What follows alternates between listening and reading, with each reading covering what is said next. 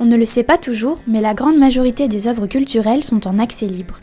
Archives, Open Culture, Wikimedia Commons, des centaines de sites dans le monde proposent gratuitement musique, livres et films. En France, la Bibliothèque universelle de la CNAM et Gallica sont les plus prisées.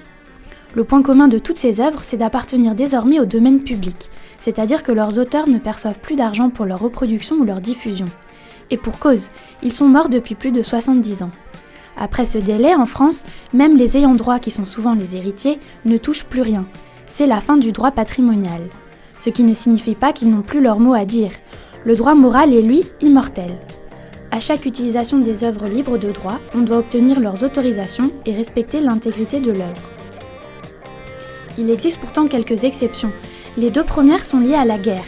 D'abord, l'œuvre d'un mort pour la France bénéficie de 30 années de protection supplémentaire. Ensuite, la durée de l'état de guerre prolonge de plusieurs années la protection d'une œuvre.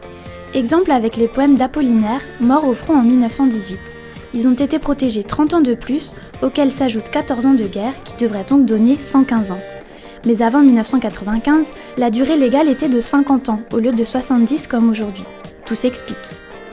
Autre exception plutôt cool, les proverbes, les hymnes et les chansons populaires appartiennent selon la loi à tout le monde.